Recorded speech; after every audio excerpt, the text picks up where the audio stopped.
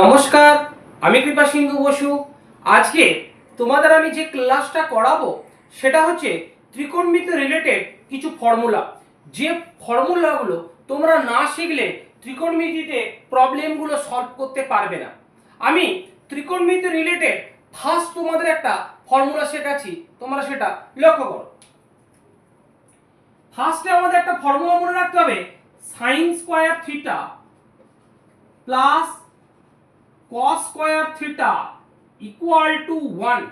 অর্থাৎ sin square theta plus cos square থিটার value হচ্ছে 1। এই ফর্মুলাটা হচ্ছে ত্রিকোণমিতি রিলেটেড এর ফার্স্ট ফর্মুলা।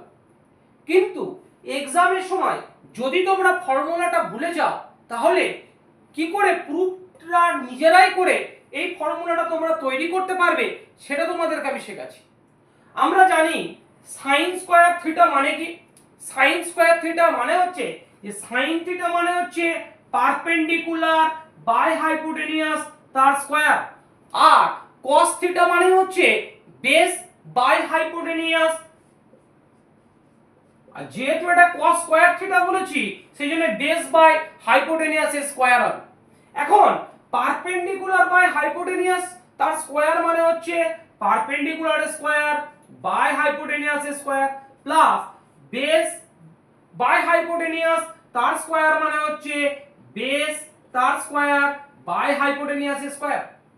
এই দুটো নাম্বারে আমরা দেখতে পাচ্ছি ডিনোমিনেটরে হাইপোটেনিয়াস স্কয়ার আছে, অর্থাৎ এই দুটো হাইপোটেনিয়াস স্কয়ারে আমরা এলসিএম করলাম। কত হলো? হাইপোটেনিয়াস স্কয়ারই হলো। এখন উপরে তাহলে আমার কি হলো? নিউমেরেটরে হয়ে গেল perpendicular square plus base square.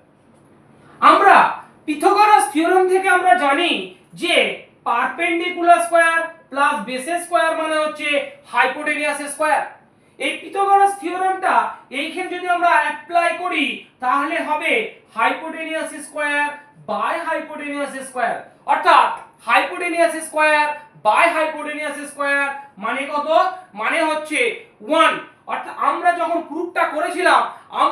প্রুফটা করেছিলাম দেখেছিলাম যে sin square theta plus cos square theta equal to 1। এখানে আমরা প্রুফটা করে দেখালাম যে sin square theta plus cos square theta equal to হচ্ছে 1। এই ক্লাসটা আমরা ফর্মুলাটা শেখালাম। এরপরে নেক্সট ক্লাসটা আমরা আরো একটা ফর্মুলা শেখাবো, সেটা তোমরা লক্ষ্য করবে। ঠিক আছে, ধন্যবাদ, ভালো।